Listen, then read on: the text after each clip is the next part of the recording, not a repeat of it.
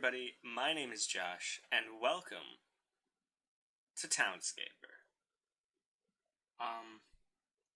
This is a really neat little toy that I found while just browsing Steam. It just kind of showed up in my feed. I couldn't exactly tell you why it was there, but I'm glad it was because this game is a lot of fun. And like a lot of the news surrounding this game, I hesitate to call it a game because it's really not. It's more of a digital toy or sandbox. But it's really cool. So essentially, the point of this is you place, you just click on this grid, and it procedurally generates a structure. So I say I want to build up a house, build up a little house, and there's a house.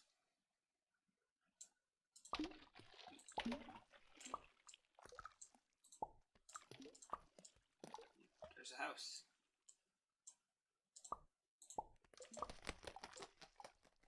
Pretty neat.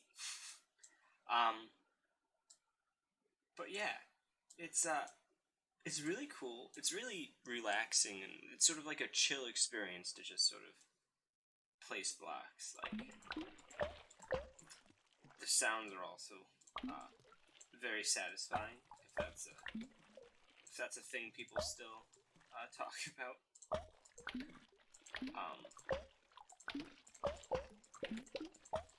But yeah, it's just plop, plop, plop, and you're able to create stuff. And so you can create like these pretty interesting sprawling towns. Like this one that I've been working on for a couple hours. Is pretty neat, and you can see like as you build up, you have some interesting little details that begin to form, and for the most part, it's completely random, but it does give you a modicum of control over the generation of what's going on, and that's sort of detailed by the game's rules. For example, some of the interesting ones are if you have an area that is completely enclosed, it becomes a garden. Or if you have an area that's spanned by a building like this, it becomes an archway. And if you build anything up over like a single tower up, it becomes a spire past two tiles. And so as you learn these things, you begin to have a bit more control over how it's eventually going to look. Like you'll see that this became a sort of a stairway down to a lower level because it's a two wide opening between houses. If it becomes a one wide opening, it does that two wide double side stair. So like there's a lot of control, and of course you can pick the color of the buildings through this UI element over here. And speaking of the UI, it's pretty minimal. Like this menu and this that's it. And with such a simple design as that, you can still get so many neat creations. And it's pretty neat. Like if you look at this big castle type thing I was doing, I was utilizing a lot of those unique design elements to create this very sprawling and elaborate structure. Like up here, I have that garden just suspended over this canalway. There's another garden, yeah, over there. I utilized arches, this stairway thing, to sort of create this like nice little throughway. It really is. It's so simple, but it's also just so elegant in the way it does things. You can really get like some cool views in this too, like this. Now, as a outside of my professional YouTube gaming career, that is, well, if we're being honest, non-existent at this point. I'm studying to be in the design field, and I can see simple little algorithmic tools like this being a really useful thing for sort of precedent design and just sort of, I don't know, brainstorming. Like, this is essentially a bit more congruent form of kit bashing, where you're just placing things and clicking randomly will get you something that's, in all terms, interesting. I'd live in a house that looks like this, sure. You get some pretty interesting just designs from this, and that's, I find that to be one of the key features of this game, of this tool, as a sort of design aspect, other than just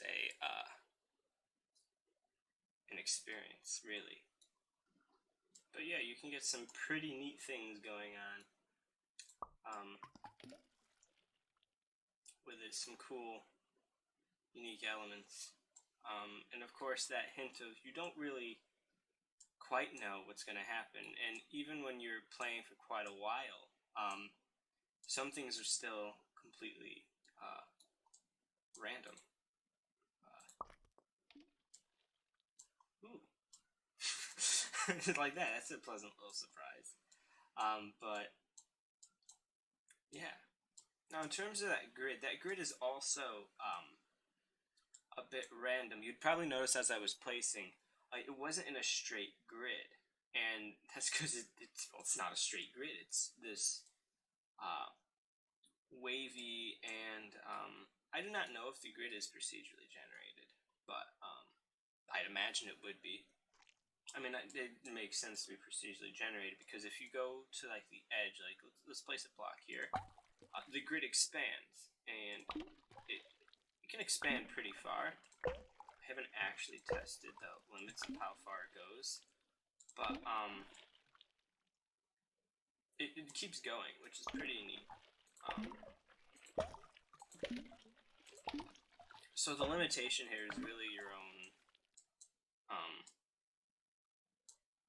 design choice, really. But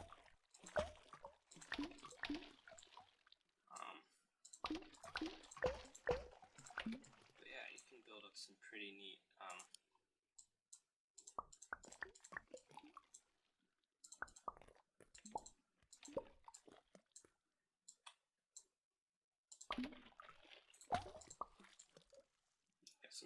design choices that you can pick from. You can very easily go real crazy with it and just sort of randomly place things like I did. And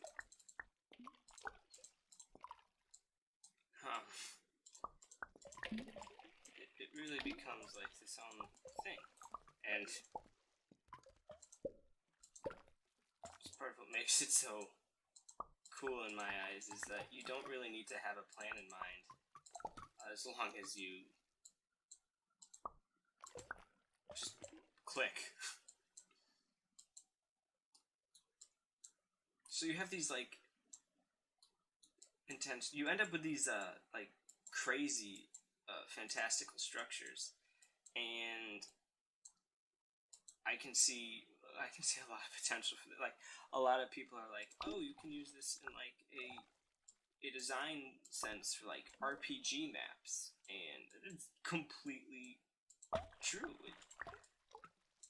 There's a lot of use cases for this kind of map creation, especially if you use like the same like a similar like muted color palette like this, you can very easily create like tight corners of like an intense like medieval city or European city if you use like the browns, the redishes, the whites.